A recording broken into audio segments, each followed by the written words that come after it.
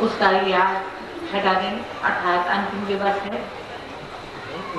इस अंतिम दिवस को श्री कृष्ण कथा का आरंभ करने के पहले मैं भगवान श्री कृष्ण के चरणों में नतमस्तक होती हूँ। वे ही सबको प्रेरणा दें, सबका साथ दें। उनका ये उनकी जन्म दिवस अर्थात जन्माष्टमी हर मन को प्रेरणा देने वाली, जीवन में उनका साथ देने वाली, सद्बुद्धि सद्ज्ञान देने वाली हो, इस आशा को लेकर ही कृष्ण कथा का आयोजन किया गया था। कृष्ण कथा अर्थात भगवान की कथा, उस परमात्मा की कथा जिसकी कथा कहने के लिए मनुष्य के मन में जब तक स्वयं परमात्मा वास नहीं करते हैं, परमात्मा स्वयं इसको प्रेरणा नहीं देते हैं, तब तक किसी का मन या बुद्धि इस योग्य नहीं हो पाता कि वो वास्तव में उनकी लीला का वर्णन कर सके। भाग्य ये होता है प्राणी का कि जिसको वो इतनी प्रेरणा दें और प्रेरणा के साथ में वो उस मन में ग्रहण भी हो सके। भगवान श्री कृष्ण के जन्म के विषय में मैं आपको बता चुकी हूँ कि भगवान श्री कृष्ण का जन्म एक बहुत गहरी अंधकार की रात्रि में, अमावस्या की रात्रि में हुआ था। लेकिन प्राणी के मन में भी भगवान के उस जन्म की आवश्यकता है, क्योंकि हर मन जब तक अज्ञानता के अंधकार से पूर्ण है तब तक, जब तक कि उस मन में ज्ञान का प्रकाश नहीं फैलेगा, तब तक जीवन देव की जैसा या वसुदेव जैसा ही कारागार में इसी प्रकार से चढ़ता रहेगा। कभी कोई जीवन का लाभ नहीं उठा पाएगा और फिर भी कोई मनुष्य वसुदेव या देव की नहीं बन पाएगा। इसलिए आवश्यकता होती है कि अज्ञानता से भरे मन में उस परमात्मा के नाम का, उस परमात्मा के ज्ञान की ज्योति का प्रकाश करें। क्योंकि संसार की स्थितियां, संसारिक आकर्षण, ये तो तुम्हें खींचते ही रहेंगे। इससे तो कभी मन खाली नहीं होगा, लेकिन इससे जीवन कभी शांति नहीं पाएगा, सुख नहीं पाएगा। ये हमेशा वैसा ही रहेगा जैसा एक कारागार में रहने वाले व्यक्ति का होता है, जहाँ हर व्यक्ति के जीवन पर कुछ न कुछ, किसी न किसी प्रकार की शक्तियाँ पहरा देती रहती हैं। और जब हम सही प्रकार से जीवन को जी नहीं पाते हैं, हमारे जीवन पर जब पहली प्रहार देते रहते हैं, अपनी इच्छा से मनुष्य कुछ कर नहीं पाता है, एक चाहे दूसरे के बंधन में बंधा रहता है, चाहे जीवन में अपने शरीर के मन बुद्धियों के बंधन में बंधा रहता है। लेकिन जब वो सही मार्ग पर चल नहीं पाता है तो वास्तव में जीवन मुक्त दिखता हुआ भी कारागार में बंद जैसा ही होता है, जिसको हम देख नहीं पाते हैं, लेकिन वास्तव में हम कारागार में भी पड़े हुए हैं और हम पर पहरा भी देते रहते हैं। ऐसा ही मन भी है कि मन में भक्ति भावना मनुष्य की होती भी है, लेकिन मन की वृत्तियां स्वयं मन पर ऐसा पहरा देती रहती हैं कि मन में श्री कृष्ण का जन्म हो नहीं पाता है। श्री कृष्ण का जन्म होने के लिए बहुत सारा दुख उठाना पड़ता है।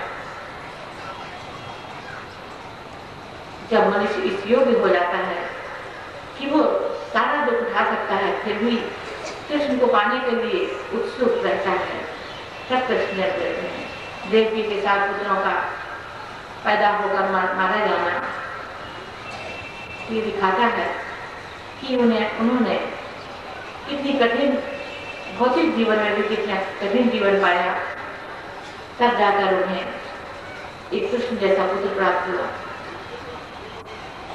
और श्री कृष्ण कथा। आज तो हम लोग केवल कृष्ण कथा सुनते हैं, हमारे पास वैसा सुख का अवसर नहीं है कि हम प्रत्यक्ष में उस रूप में कृष्ण का दर्शन कर सकें। लेकिन जब जीवन में तमाम संघर्ष की, चिंताओं की, परेशानियों की स्थितियां आती हैं, विपत्तियां, दुख आते हैं, तब मनुष्य भगवान को याद करता है। लेकिन तुरंत हम याद करें, क्या तुरंत याद करने से भगवान मिलता है? भगवान का गोवर्धन पर्वत उठाना या फिर भगवान की ये पूजा, भगवान की प्रार्थना, जिस तरह से आप देखते हैं कि प्रतिदिन भगवान की प्रार्थना करने के पश्चात मैं कथा का आरंभ करती हूँ।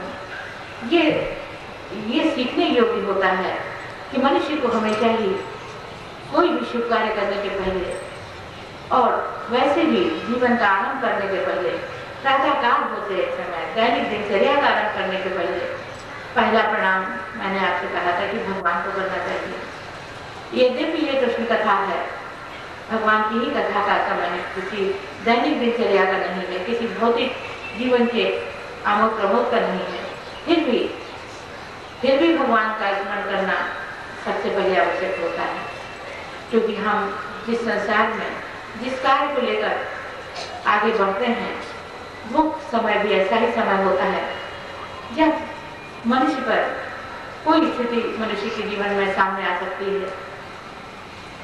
जिस तरह से गोवर्धन पर्वत उठाने की स्थिति जब भगवान ने संभाली थी, तभी सब ग्वालवालों की, वृंदावनवासियों की उस प्रलयकालीन वर्षा से रक्षा हुई थी।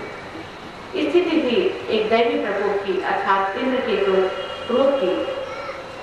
तो जब स्थितियां विपरीत होती हैं तो दैवी प्रकोप भी होता है। जो दैविक भौतिक ताप, 3 प्रकार के ताप होते हैं, दैविक और भौतिक। जो देह के अपने ताप होते हैं, कष्ट होते हैं।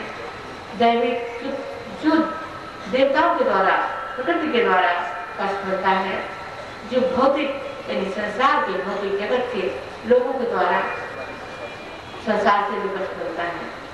तो 3 प्रकार के तापों से मनुष्य का जीवन हर समय ग्रस्त रहता है।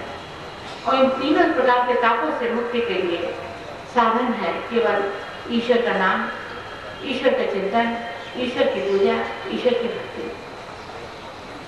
और उस भक्ति के लिए, पूजा के लिए कोई क्षण विशेष, समय विशेष, कोई तरीका विशेष नहीं। वो तो उन्मुक्त रूप से हर समय स्मरण में रह सकता है।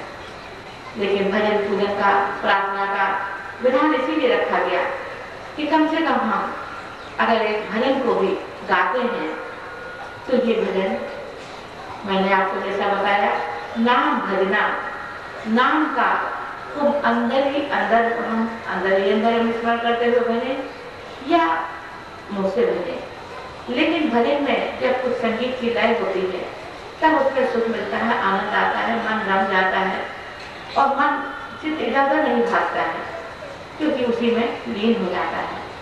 इसलिए भजन आवश्यक होता है।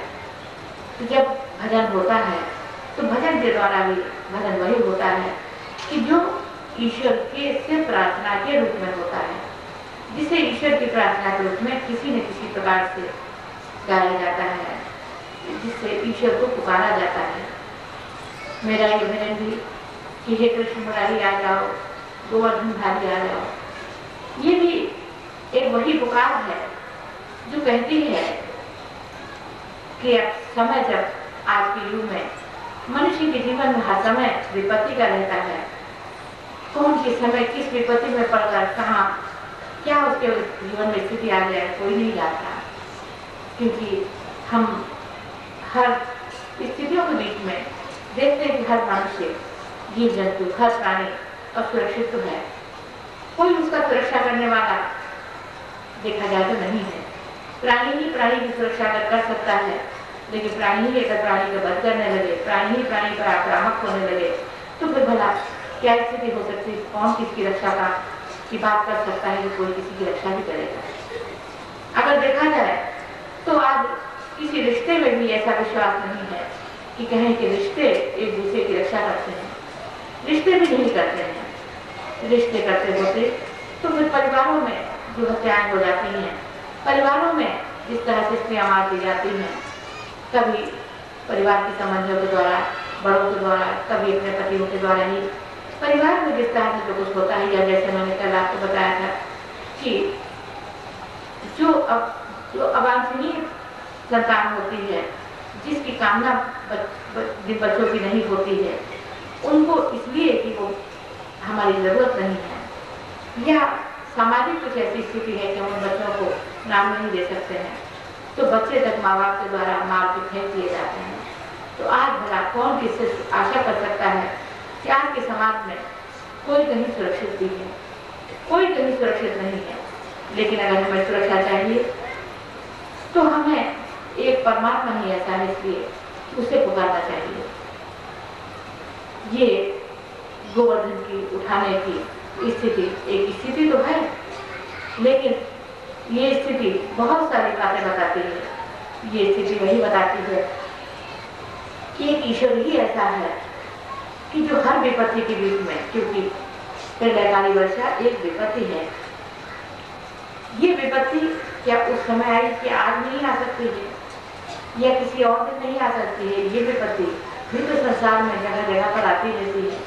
जब हम सुनते हैं कि कहीं पर ऐसा ही क्लाउड बस्ट हो गया, बादल फट गए और ढेर सारी वर्षा ऐसी हुई कि बाढ़ ऐसी आ गई, पता ही नहीं चला कि कितने लोग बहकर कहाँ चले गए।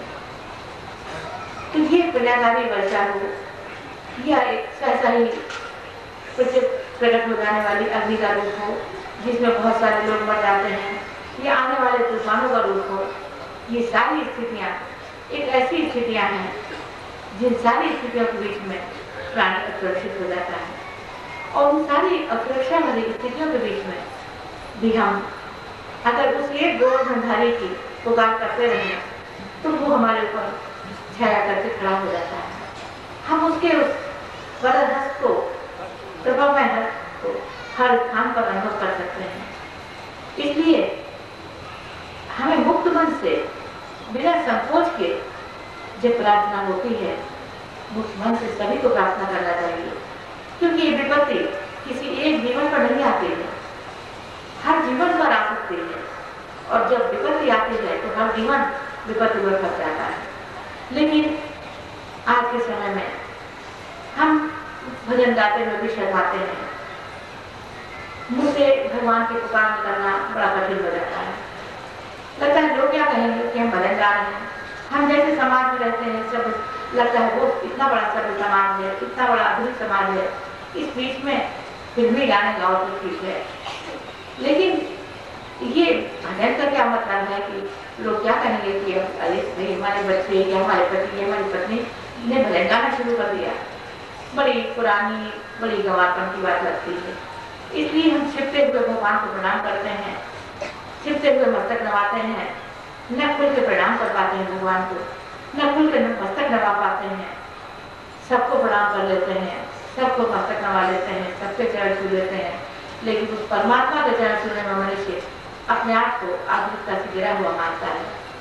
उस परमात्मा को प्रणाम करने में अपने आप को बहुत पिछड़ा हुआ मानता है, गांव देहात का या शिक्षित मानता है।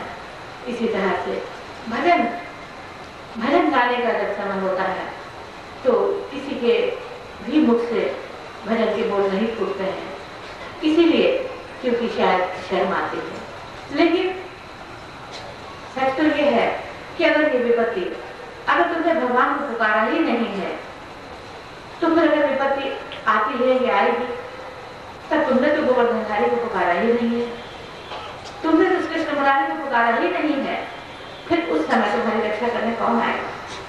वो कृष्ण मुरारी जिसका दर्शन करने कहते हैं कि जिन देवताओं को तुम विश्वास करते हो, वो देवता भी उनका दर्शन करने के लिए उत्सुक रहते थे। तो भला उस कृष्ण मुरारी की जिसकी तुम पूजा करते हो, जिसकी जन्माष्टमी मनाते हो, भला उसका नाम लेने में, उसको पुकारने में आपत्ति क्यों होती है? क्यों मनुष्य संकोच करता है कि वो खुल के भगवान को पुकार नहीं पाता है?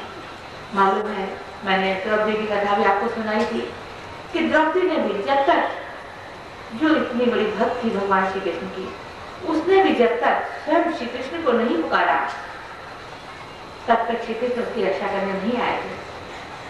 ये केवल कथा कहानियां नहीं है, ये वही है जो भगवान कहते हैं सर्वधर्मां परित्यज्य मामेकं शरणं व्रज। ये वाक्य बहुत सारी बातों को बताता है। आज की भाषा में भगवान की कहता है, मुझे तुम्हारा एक दृढ़ विश्वास चाहिए, मुझे तुम्हारी अंधी आस्था, संपूर्ण समर्पण और संपूर्ण स्वीकार चाहिए।